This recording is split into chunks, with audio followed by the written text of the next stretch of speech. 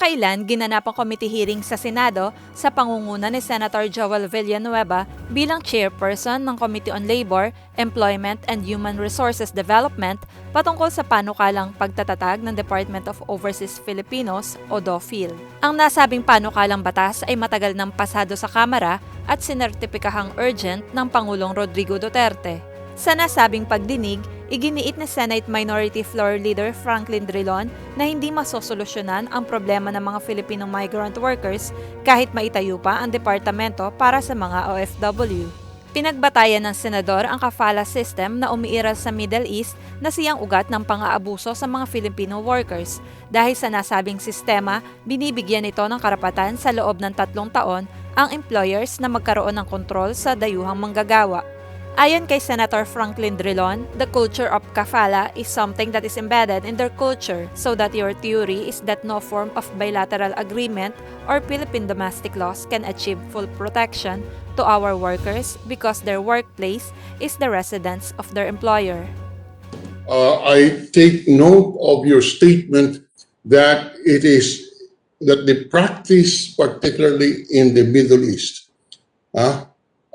makes it almost impossible to address all the problems given the culture that they have.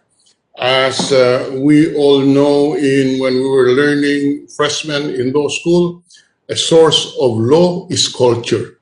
And in the Middle East, the culture of the kapala is something that is embedded in their culture. So that your theory, Undersecretary Ariola, is no form of bilateral agreement or Philippine domestic laws can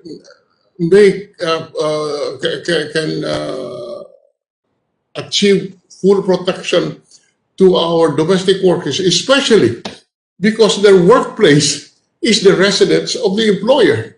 And I tell you, as Secretary of Labor 30 years or so ago, that was the problem that confronted us. That is why it is easier to monitor, let's say, seafarers, because their workplace is a vessel contained with professional managers engaged in business. But when you talk about domestic workers, having their place of work as the residence of their employers, you simply cannot make effective the social welfare protection that we can provide in all our laws, in every contract.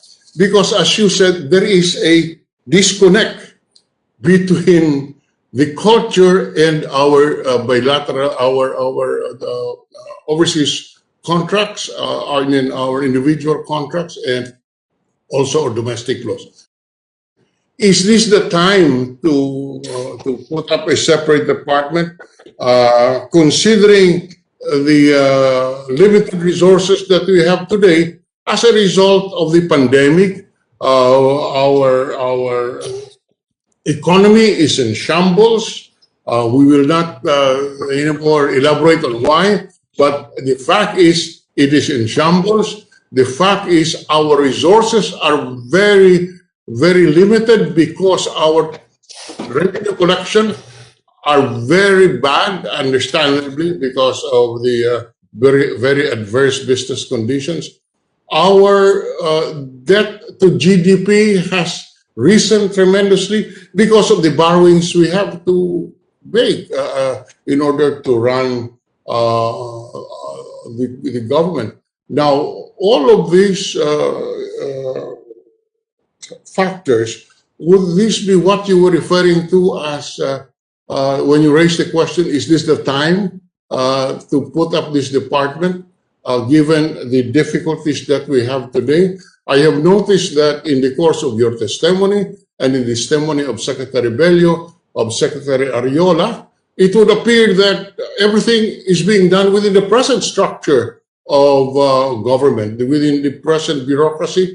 Everything is being done, and no, as Secretary Ariola said, it's difficult for any agency single-handedly or even in cooperation with each other, as it is happening now, to stop all of these abuses. The solution is long-term, and that is to upgrade our workers. So exactly, can you elaborate on your statement that is it the appropriate time to come up with this new department, given the pressure on our limited resources today, Director Sana? Thank you, Senator. At mas na paliwanag niyo po yung statement ko vis-a-vis the issue of resources at this time that we are faced with the pandemic and the economy is in shambles. But on top of that, as we all know as well, yung pong pag-change ng mga tao, pag-restructuring would take quite a while, would take some time. And doon sa transition period na yon, I can understand, I think it's in the provision of the law that the people will continue to hold office.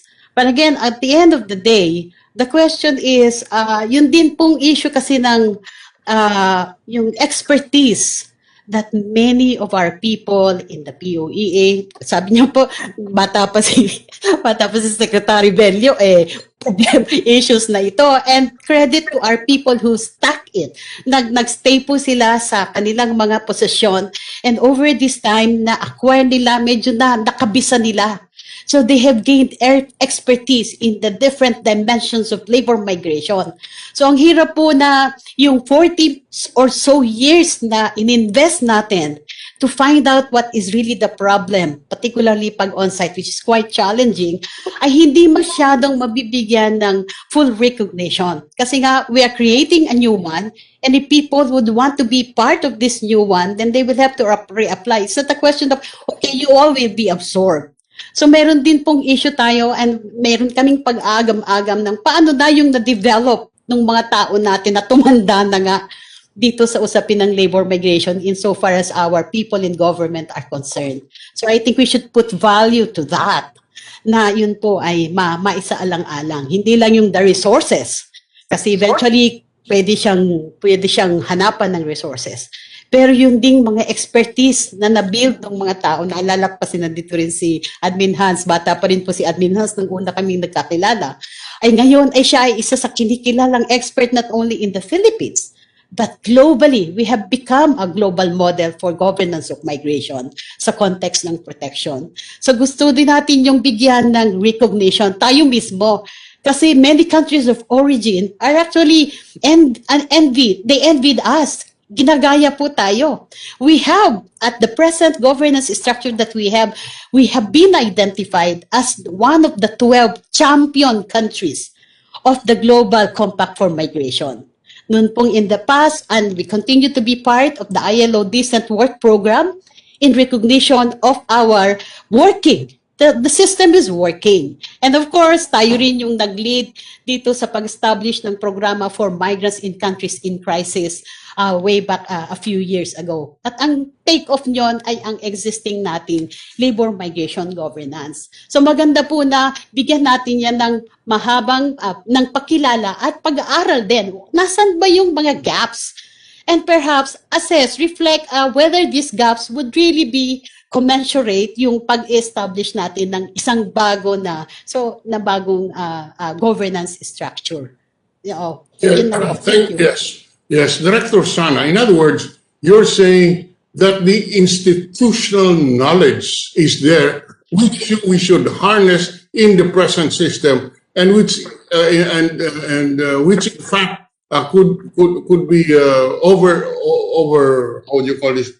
Could be set aside in the desire to have a new department.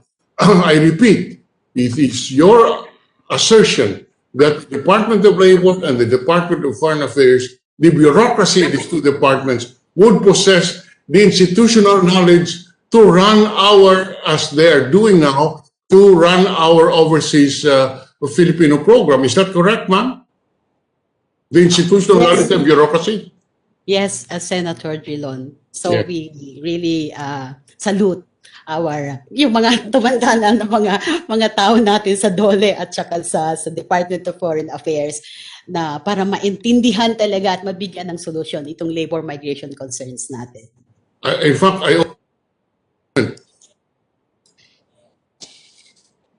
I also note your statement. The system today is working. Hindi po ba? Is that correct? Yes, Senator Drilon. Kung meron pong mga pagkukulang, yan po ay kailangang malaman ng klaro. Kasi at the end of the day, ang magiging standard mo for the new one that aim to replace the present is, ano ba yung standard? So, if you change it, will it make will the problems be solved? Sabi nyo nga po, particularly on site, we can have very limited intervention. Kailangan mo talagang pukpukin yung countries of destination. Papasok lang ako, Mr. Chair, parang nagwawarit tayo na wala namang dahilan eh. Kagaya ng sinabi ni Undersecretary Ariola, pagka yung overseas worker ay undocumented, ang sumasagot niyan ATN, yung Assistance to National. Kapag documented, yun responsibility po ng ating mga labor attaché. Ngayon, yung pong tanong ni the Honorable Senator Nancy Binay na may dagdag pa. Wala po, Your Honor. Ang mangyayari dyan, yung 59 labor attachés namin ngayon ay i-absorb lang ng bagong department, and that is the Department of Overseas Filipino. Wala idadagdag po yan. I-absorb din nila yung mga welfare officers natin. I-absorb din nila yung ating mga assistant labor attaché. I-absorb din nila yung ating administrative staff. Yun po i-absorb nila. Wala pong dagdag na empleyado. Walang dagdag na workforce. Whatever we have now under the present setup, Your Honors, under our iLab, kukunin lahat nila yan. Ang pinakiusap nga lang namin ay huwag nilang dalhin yung aming staff na kakailanganin namin sa aming international commitment. Yun po. So walang dagdag po na empleyado. Yun lamang po yung Thank you. Yung Thank you, Secretary. Secretary Bebo, Thank you po. Secretary, Yes tatanong po. ko lang, when you were, nung ginagawa niyo itong paggawa ng departamento, meron ho ba kayong pinanghahawakan na study ng parang performance assessment kung ano talaga yung gaps na maa-address ng pag-create ng Dofil? Meron ho ba ganong research? Meron po kami pag-uusap po ng other members of the cabinet. At Pero Secretary, research po. Research. Actual research. Opo, may pinag-aaralan din namin sa aming department po yan kung anong magiging epekto sa amin. At sinabi nga namin, yung paglalagay ng additional department, itong Dofil, ang makakatulong kapag ang kailangan natin is a focus department to attend to the very specific and different problems of our OFWs. Yun lamang po ang intention nitong Dofil, na meron talagang department na walang inaasikaso kundi yung problema ng ating mga OFWs. So yun po ang yun po. And kami naman, we had no reservation about this, except lang yun yung na wag namang kunin yung aming mga tao sa iLab. Nakakailanganin namin dahil dami natin mga international commitment. Halimbawa, pagdating ng June, meron International Labor Conference. Tripartite po yan. O, kailangan namin yung tao namin yan. So there's no problem po. Walang mabawasan, walang madadagdagan, and everything will work as it is now. Except that it is now with the Department of Dofil. Wag po nating kalimutan na habang pinag-uusapan natin ang Dofil, bumubuo po tayo ng pangarap at pag-asa hindi lang po sa mga OFW kundi sa kanilang mga kaanak na narito sa Pilipinas. Ngayon, kung mahihirapan po tayong tuparin ito at wala namang magbabago, dadagdag lang po tayo sa frustrations ng ating mga kababayan. And there are already indications where these frustrations may come in. Our Minority Floor Leader, Senator Frank Drilon, made a very clear point. A source of law is culture, and no form of bilateral agreement and Philippine domestic law can address that culture, like the kafala. And that's why we really need to put our acts together. Yung culture of countries of destination is a difficult stumbling block to stop the abuses, and the only solution is to upskill and retool our workers so they can go up the labor market. Pero sige po, dahil naniniwala po tayo na we can do better, ano-ano po muli ang mga nabubuong pangarap sa isip ng ating mga kababayan habang pinag-uusapan po natin itong pagtatatag ng Department of Filipino Overseas. Una po, sabi nga po ng ating kaibigan sa Blas Ople Policy Center, may sasaklolo sa mga OFW sa oras ng kagipitan. Yan po ang pangunahing iniisip nila sa Dofil na mabubura na ang dekadekadang problema ng illegal recruitment, pang-aabuso, maltreatment, contract alteration, etc. Pangalawa, at binanggit po ng ating kasamahan ito sa advocates and keepers of OFWs, mawawala po yung kalituhan kung saang ahensya tatakbo ang ating mga OFW at hindi hati-hati ang mga functions. Halimbawa na kapag valid ang contract sa POEA, kapag walang contract sa OWA, etc. Sabi naman po ng ating mga kaibigan sa bantay at kasangga ng OFW, ito po yung ikatlo, magigiba natin yung red tape, ma-eliminate natin yung tiring process at complicated administrative procedures sa ating mga ahensya. Ang tingin po ng ating mga OFWs, kapag may United Office, mayroong isang departamento na nagpo-focus dito, the government can immediately respond to their concerns. Ikaapat, at binanggit po ng ating kaibigan from Center for Migrant Advocacy, Ms. Elena Sana, iniisip nila na mas lalakas ang puwersa natin to force shared responsibility from countries of destination and to ensure that workers are workers wherever they may be.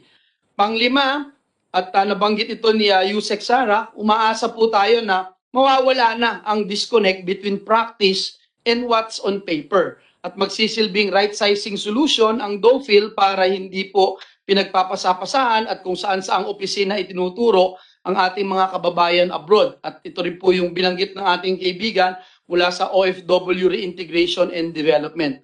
Pang-anim at huli po na mas mabibigyan ng focus ang ating seafaring na isang very unique and peculiar industry at masusolusyonan ang tumataas na bilang ng marinong namamatay on board ships. At ito po yung narinig natin kanina sa ating mga kaibigan mula sa Joint Manning Group. Ilan lamang po ito sa mga inaasahan nating pagbabago ng mga OFW sa tinatatag o gusto nating itatag na Dofil. Kung mahihirapan po tayong tuparin ito at wala naman pong magbabago, dadagdag lang po tayo sa frustrations ng ating mga kababayan. Kaya patuloy po tayong maghihiring, patuloy po nating pakikinggan ang iba't ibang panig. Tayo po, ito ang pangarap natin na dito sa Pilipinas, magtrabaho ang ating mga kababayan sa piling ng kanilang mga mahal sa buhay, sa piling ng kanilang mga kasama at pinapahalagahan sa buhay. And that they will only migrate out of choice and not out of necessity. Dapat po ang trabaho ay nandito sa atin at dapat po ang mas tinatrabaho natin ay ang paglikha ng trabaho dito mismo sa Pilipinas para sa mga Pilipino mismo.